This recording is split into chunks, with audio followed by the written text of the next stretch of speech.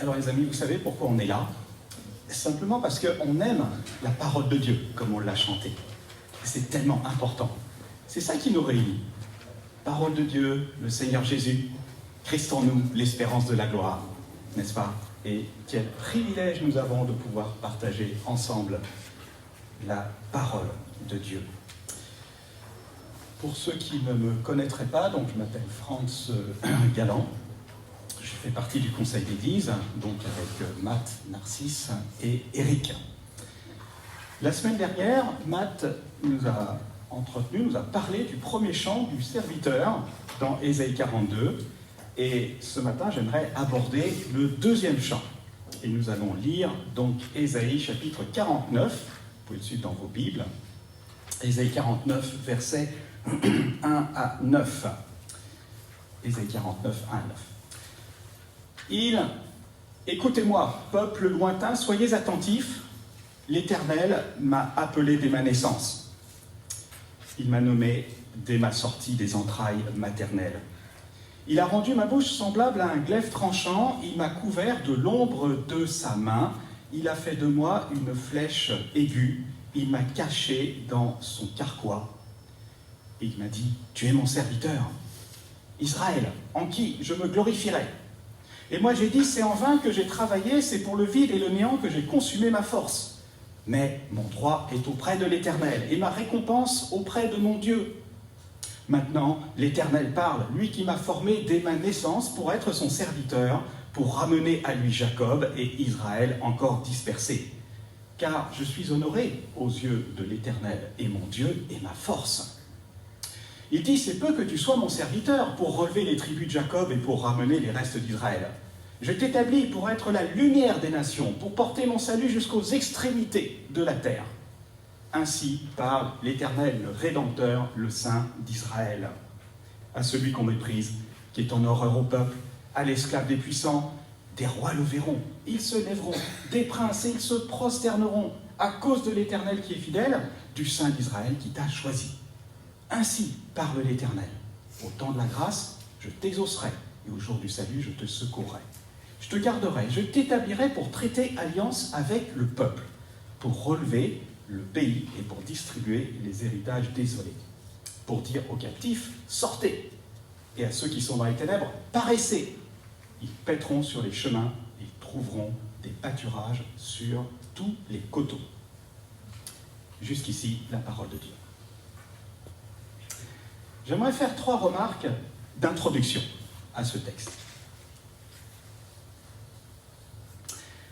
Imaginez les Israélites en exil à Babylone, presque 2 siècles après Ésaïe, le prophète, se demandant si Dieu les avait définitivement abandonnés après leur péché, alors que le temple vraiment avait été détruit.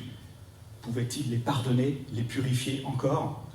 Mais imaginez aussi l'effet de la lecture de ce texte du prophète Ésaïe sur ce peuple qui est en déportation, avec la promesse de la venue d'un sauveur, la venue du serviteur de l'Éternel qui ramènerait à Dieu la nation d'Israël rebelle et devant qui les rois et les grands de la terre se soumettront. Dieu avait promis un nouveau Moïse qui traiterait une nouvelle alliance avec le peuple et un nouveau Josué qui distribuerait les héritages désolés. Verset 9. Mais non, l'ancienne alliance, elle n'était pas caduque. L'ancienne alliance faite à Abraham, dans Genèse 12, rappelez-vous, de rendre sa postérité en bénédiction à toutes les nations de la terre. Avec l'Éternel, mes amis, il y a toujours espoir. Et ce peuple-là l'a certainement vécu à ce moment-là quand ils ont lu ces textes.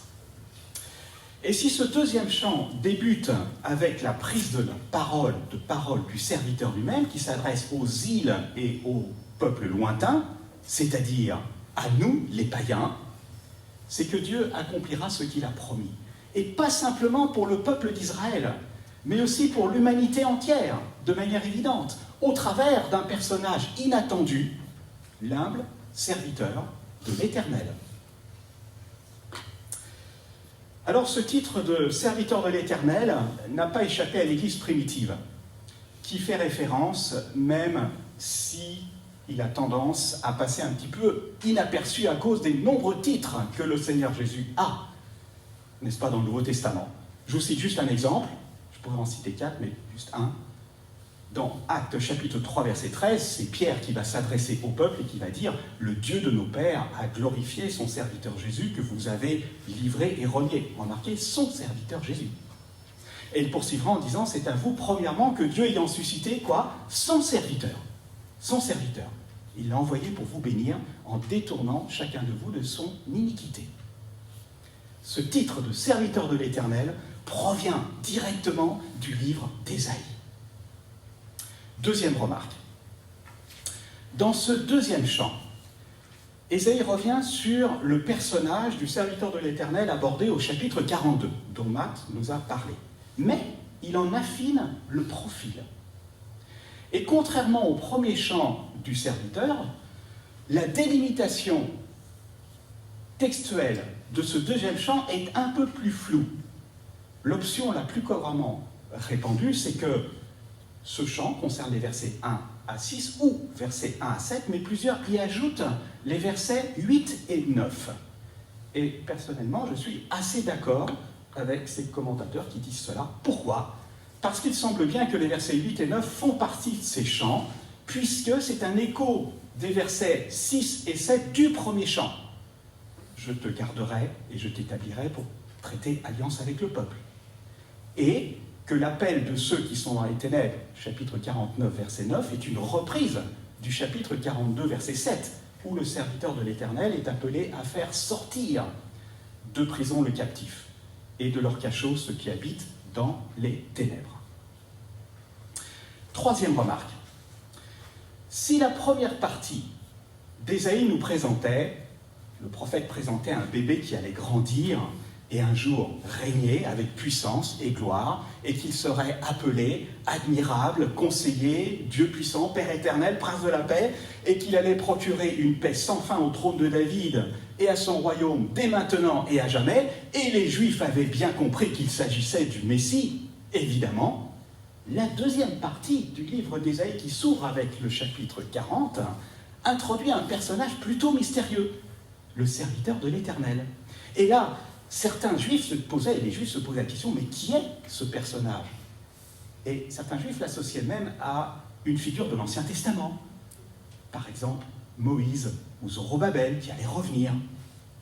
Mais il y a quand même une gigantesque disproportion entre ce qui est dit de ce serviteur-là et l'exemple de n'importe quelle figure de l'Ancien Testament.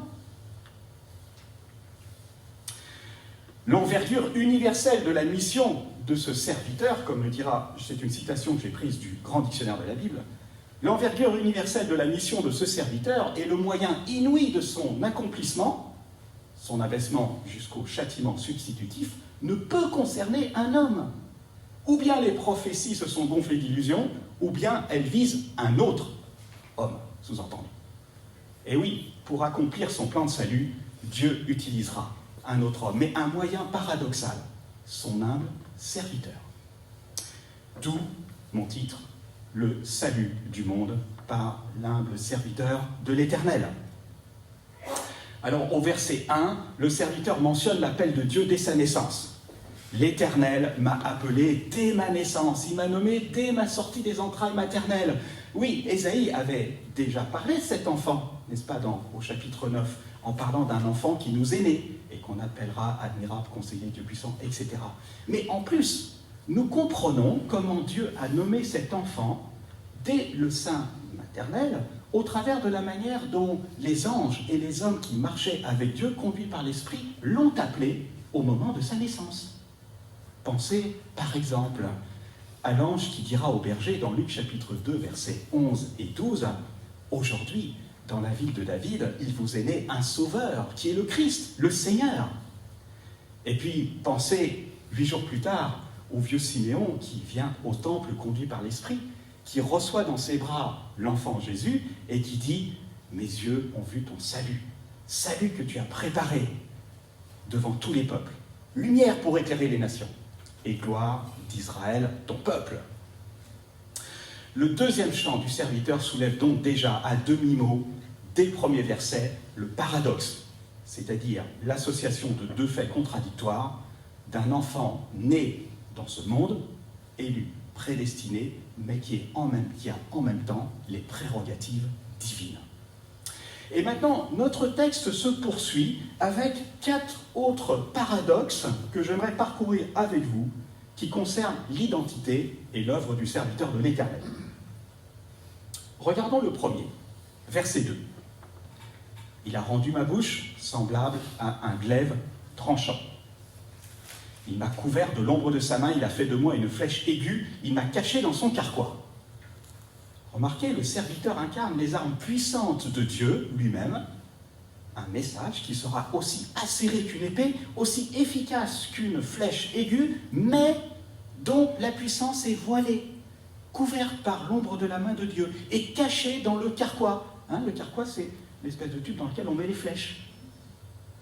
Le premier paradoxe est donc celui d'une grande puissance du serviteur, mais restreinte, cachée, voilée par Dieu lui-même. Deuxième paradoxe, concernant l'identité du serviteur. Verset 3. C'est Israël en qui Dieu veut être glorifié.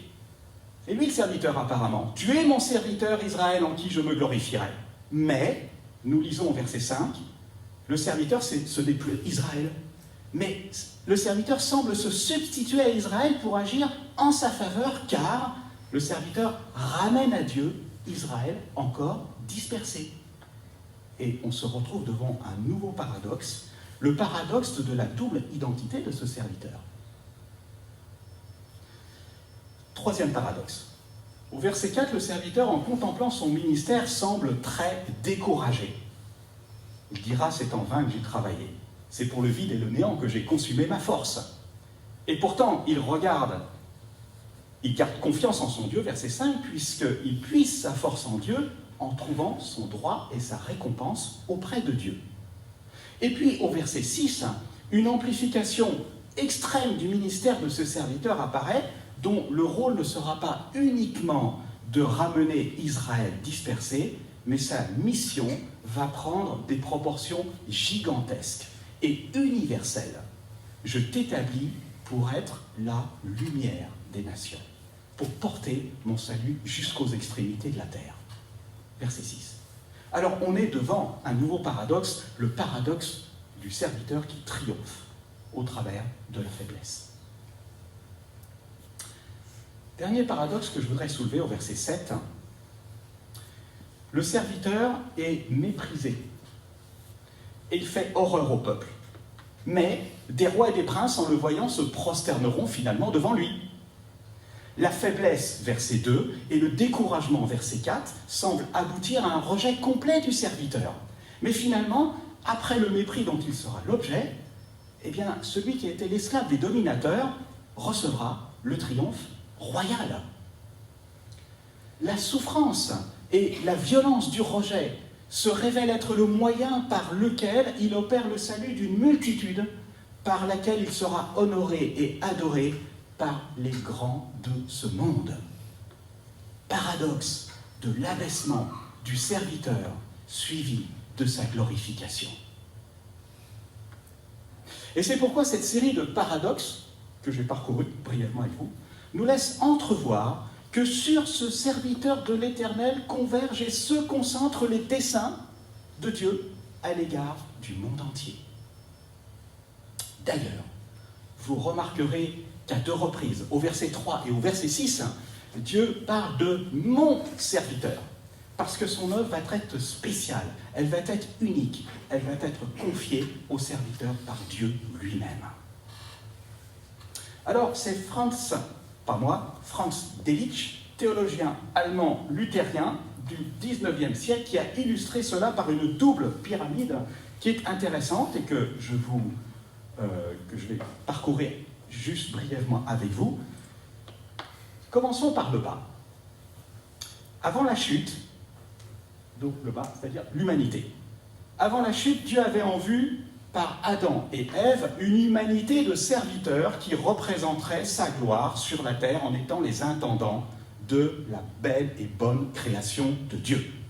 Mais, après l'entrée du péché dans le monde, le plan de Dieu va se restreindre sur la nation d'Israël, par qui Dieu voulait un royaume de sacrificateurs et une nation sainte.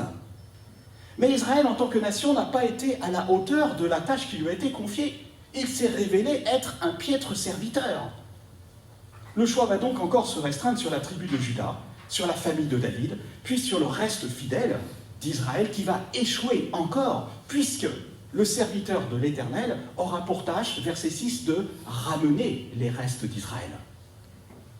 Personne ne pourra donc incarner ce fidèle serviteur dont Dieu avait besoin et par qui Dieu voulait se servir pour accomplir son dessein de rédemption merveilleux et formidable. C'est la raison pour laquelle Dieu envoie son serviteur, à lui, le Seigneur Jésus, qui est dans le sein du Père de toute éternité, et qui va vivre tout ce que le peuple d'Israël aurait dû incarner au travers de son élection. C'est ce serviteur-là qui ramènera le peuple d'Israël pécheur à son Dieu.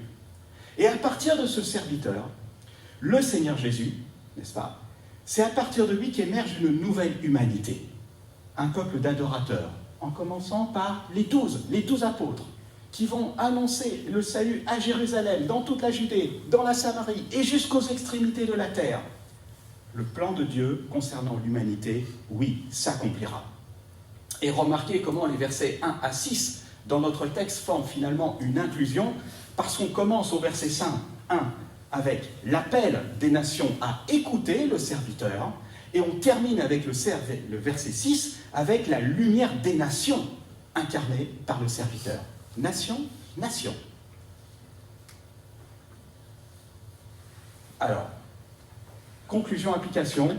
Si vous n'avez pas trop compris tout ce que j'ai dit avant, ce n'est pas très grave, mais là, c'est l'essentiel de ce que je veux vous communiquer dans mon message, au travers de la conclusion et des applications.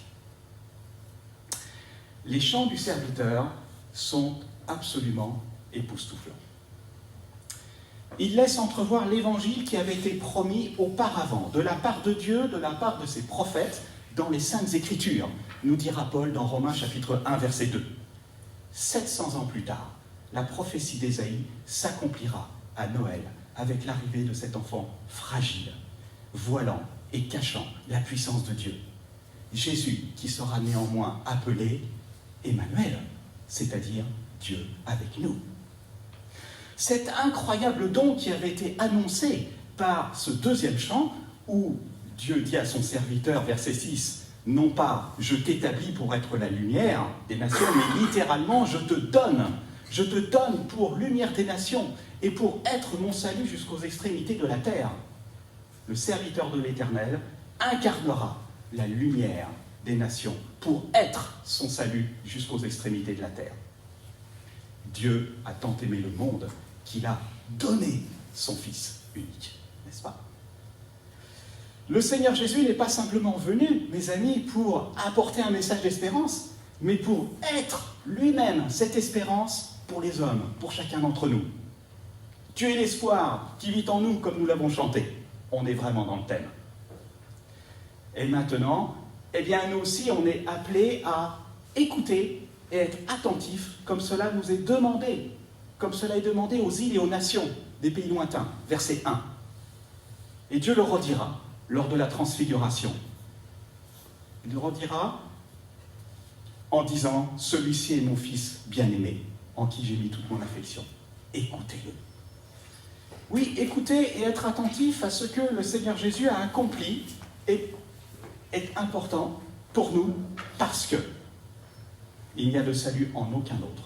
Car il n'y a sous le ciel aucun autre nom qui ait été donné parmi les hommes par qui nous devions être sauvés. Et peut-être si parmi nous, il y en a qui n'étaient pas certains d'être sauvés, qui étaient quelque part encore captifs dans les ténèbres, eh bien, le Seigneur Jésus vous appelle à venir à lui, parce qu'il est la lumière du monde, parce qu'il promet que celui qui vient à lui recevra la vie éternelle. Si c'est votre cas, ayez la liberté de venir nous en parler à la fin du culte. Écouter et être attentif concerne aussi le peuple de Dieu parce que si le salut de l'Éternel vient de ce serviteur humble et obéissant, qui est Jésus, au sein de bien ces paradoxes, alors cette humilité et cette obéissance devraient aussi nous incarner, nous qui avons cru dans le Seigneur Jésus.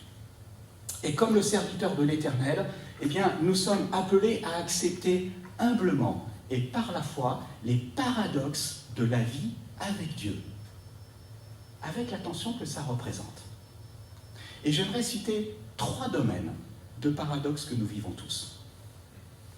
Le premier, le paradoxe entre le déjà et le pas encore de notre identité. Vivre notre identité en Christ représente une tension permanente entre les déclarations de Dieu à notre égard. Nous sommes appelés, élus, prédestinés, sanctifiés, assis dans les lieux célestes avec Christ, etc. Et les combats auxquels nous sommes appelés à mener contre le monde, le péché, la chair, le diable. Seule la foi nous permettra de surmonter ce paradoxe avec toutes les promesses de la parole de Dieu. Dieu a dit, je sais en qui j'ai cru. N'est-ce pas? C'est important. Et si on s'accroche à toutes ces promesses, mes amis, on surmonte ce paradoxe qui pourrait être une déchirure intérieure, mais qui n'en est pas. Et Dieu nous fait grandir intérieurement. Deuxième paradoxe. Le paradoxe des voix de Dieu qui ne sont pas nos voix. Dieu parle tantôt d'une manière, tantôt d'une autre, et on n'y prend pas garde, il dit dans Job, et bien souvent Dieu nous surprend. Je vous cite juste un exemple, vous avez tous des exemples là-dessus. Je vous en cite un parce qu'il m'est personnel. En 1996, je travaillais, donc depuis 12 ans, dans une entreprise, avec un travail hyper intéressant, mais j'avais à cœur de servir Dieu. Mais j'étais trop pris, professionnellement. J'en faisais un sujet de prière, et je pensais quitter mon travail. Et puis, au cours de mon culte le matin, le Seigneur m'interpelle par ce verset dans Matthieu chapitre 2, verset 13, où Joseph, appelé à fuir en Égypte, le Seigneur lui parle et lui dit « Reste-y jusqu'à ce que je te parle ». Et je prenais comme pour moi « Reste dans ton job, reste là jusqu'à ce que je te parle, bouge pas ». 1 an après, pratiquement jour pour jour, Dieu me parle, mais pas de la manière dont je l'aurais pensé. Dieu me parle par le décès de mon papa. Et une nouvelle phase de ma vie s'ouvrait parce que papa laissait des affaires vacantes qu'il fallait que je reprenne, etc. Et à partir de là, ça a été le début de différents appels au service de Dieu qui se sont enchaînés. Dieu parle d'une manière ou d'une autre, c'est vrai, mais Dieu nous surprend bien souvent. Les voix de Dieu, mes amis, ne sont pas nos voix. Et ses pensées ne sont pas nos pensées. Laissons-nous surprendre. Et surtout, laissons Dieu être Dieu. Il sait ce qu'il fait. C'est lui qui est au contrôle. C'est lui qui a la grande image. C'est pas nous. Acceptons ce qu'il permet dans nos vies. Les voies de Dieu sont parfaites. La parole de l'Éternel est éprouvée. Il est un bouclier pour tous ceux qui se confient en lui. Ça, c'est la promesse de Dieu. Troisième paradoxe. C'est celui des épreuves par lesquelles Dieu nous forme. Chacun d'entre nous a son lot d'afflictions, d'épreuves physiques, mentales, familiales, professionnelles, connues ou cachées. Et ne disons jamais, mes amis, « Ah, j'aimerais bien être à sa place ». On ne sait pas ce que la personne vit. Faisons attention. Et puis d'autres en ont plus, d'autres en ont moins, mais qui sommes-nous pour contester avec notre Créateur? Nous ne sommes pas appelés, mes amis, à tout comprendre, mais à accepter que Dieu comprend tout. Et ça a été la grande leçon que Job a dû apprendre, n'est-ce pas? Parce que, rappelez-vous, Dieu n'a pas expliqué les raisons pour lesquelles Job est passé par toutes ces difficultés et problèmes. Il lui a juste révélé sa grandeur. Point barre. Et Job a dit, je suis trop petit pour comprendre tout ça. J'accepte ce que tu permets. Quand on a vu dans le dimanche de l'Église persécutée une phrase que j'ai relevée, qui est très juste, et qui provient du monde de la persécution, je crois qu'elle est aussi pour nous. L'amour et la fidélité de Dieu se cachent au cœur même de nos épreuves. L'amour et la fidélité se cachent au cœur même de nos épreuves. C'est le paradoxe des épreuves par lesquelles Dieu nous forme. Et l'apôtre Paul l'a exprimé d'une autre manière en disant dans 2 Corinthiens 12, « Quand je suis faible, c'est alors que je suis fort. » Intellectuellement, on ne peut pas comprendre ça. Avec le Seigneur, on peut. Et par la foi, on peut s'en saisir, et le vivre, et l'expérimenter. Au sein de tous ces paradoxes, nous apprenons à dire par la foi, avec le serviteur de l'Éternel, « Mon droit est auprès de l'Éternel. Et ma récompense est auprès de mon Dieu. Et Dieu est ma force. » Versets 4 et 5. Et au sein de tous ces paradoxes, nous apprenons à vivre, non pas de pain seulement, mais de toute parole qui sort de la bouche de Dieu. Et puis au sein de ces paradoxes, nous apprenons aussi à poursuivre humblement et courageusement l'œuvre du serviteur de l'Éternel. Et j'en veux pour preuve la manière dont Paul et Barnabas, dans Actes chapitre 13, se sont saisis et se sont appropriés le verset 6 de notre texte en répondant aux Juifs qui s'opposaient à eux. Qu'est-ce qu'il va leur dire ? « Ainsi nous l'a ordonné le Seigneur. Je t'ai établi pour être la lumière des nations, pour porter mon salut jusqu'aux extrémités de la terre. » Incroyable. Cette promesse qui avait été faite, ce qui concernait le serviteur de l'Éternel, concerne maintenant ceux qui suivent le Seigneur Jésus. L'œuvre de l'Éternel se poursuit donc par les rachetés de l'Éternel. Vous êtes la lumière du monde, dira le Seigneur Jésus. Vous êtes le sel de la terre. Nous sommes ambassadeurs pour Christ. Nous sommes appelés à briller là où le Seigneur nous a placés. Parce que Dieu nous a équipés, mes amis, pour vivre les paradoxes de la vie avec lui, avec les ressources de son esprit. Pour que nos voisins et nos amis puissent reconnaître que le salut du monde vient par l'humble serviteur de l'Éternel, le Seigneur Jésus, le Messie promis, le Roi des rois et le Seigneur des seigneurs. Prions.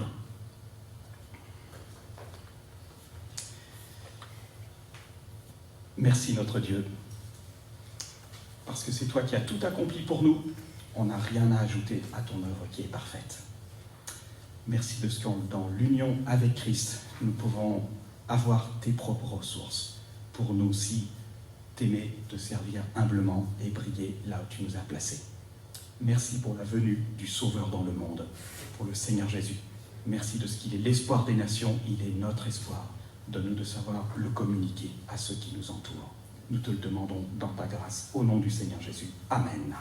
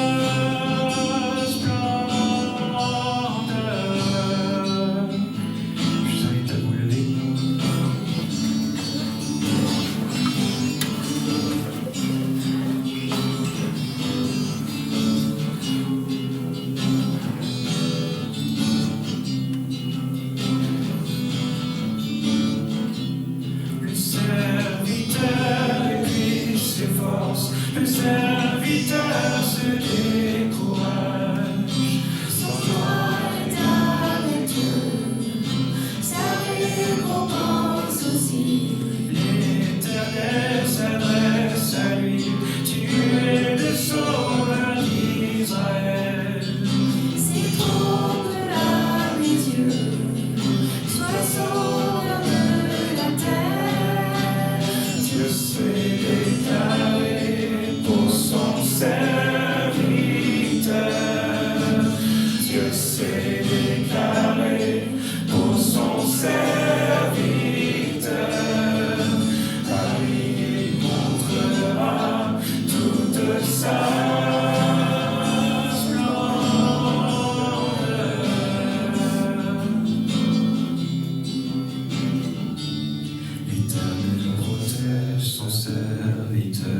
l'Éternel viendra à son secours.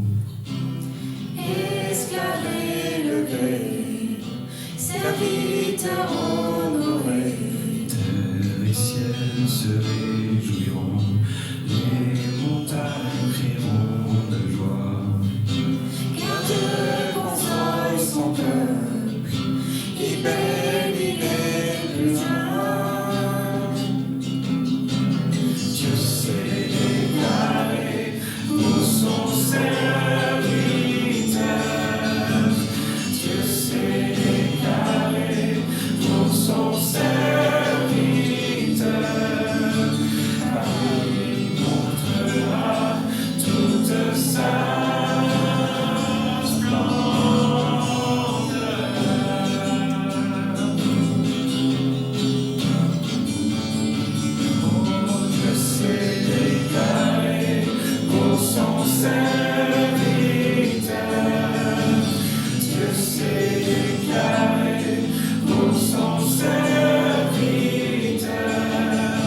À lui il montrera toute sa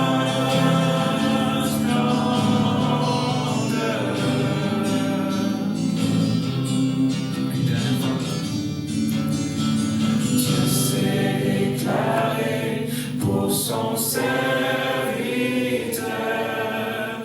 Dieu s'est